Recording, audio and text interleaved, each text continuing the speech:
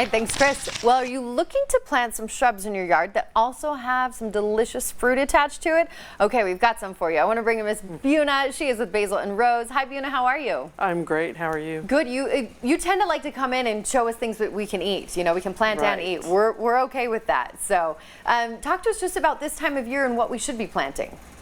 So you can plant trees, shrubs, any perennials this time of year.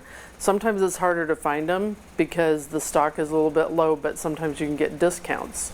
If your water is shut off, you need to make sure that you can still water things after you're planting. Got it. Very good to note. Okay, well, let's talk about, you actually have some in front of you that we're going to show. I do. And obviously they don't have the fruit yet, but let's start with the bush cherries.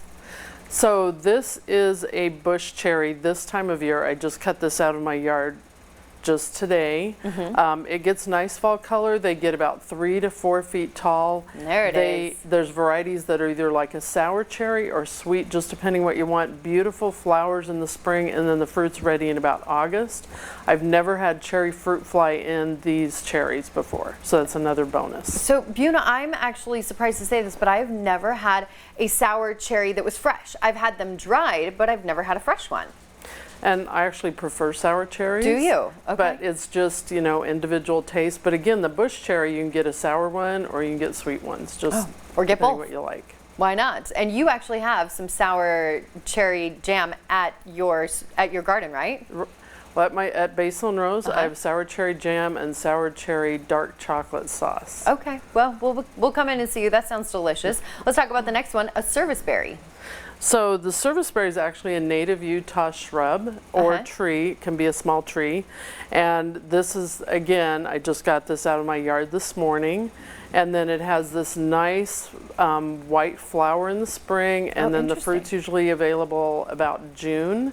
And it turns dark. Blueberries don't grow well here. This can be used as a substitute for blueberry. It's not exactly the same. Nice orange fall color. I like that it has the flowers too first. You know, you kind of get a bunch of different moments with it, which is so nice. Okay, and then let's move on next to the currants. So I brought a couple different kinds from my yard. This one that started turning color is golden currant, which is one of the native currants. And I forgot which currant I cut this one from. I actually grow 9 different varieties in my yard. Most currants have the pale greenish yellow flowers.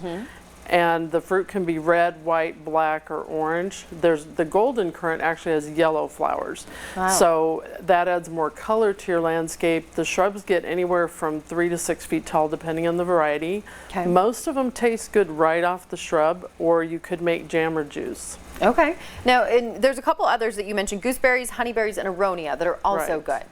So gooseberries are related to currants, so they look similar. Gooseberry pie, if you've never had gooseberry pie or jam, it's amazing. Aronia, I don't personally like it fresh right off the shrub, but you can again make it into jam or juice, and maybe you would like it. Nice fall color. And then honeyberry is actually hardy to 40 below, and it's a blue fruited honeysuckle. That's the only honeysuckle I know of that's edible, and it grows really well here, and it can be used as a blueberry substitute also. Buna, if somebody like me is a little, you know, kind of a novice when it comes to gardening, is this something that's attainable to plant some of these? Yes. It is? Okay. They're all easy care, easy to plant. Honeyberry, I would recommend shade. And all of the others, well, except the bush cherry, I'd give that sun, but the rest can handle shade, but they don't have to be in shade. Well, good to know. And you also offer classes. You have a lot of products. They can come down and visit you at Basil and Rose. Tell them your location and where they can find you. 2110 Orchard Drive in Bountiful. And yes, if you go to basilandrose.com events, you can see the schedule of classes and other things going on there, because we have sourdough bread making and other classes. Oh my gosh, sounds so good. I love it. You're making me think of my cute grandma and her wonderful garden. So thanks for being here, Buna. Sure.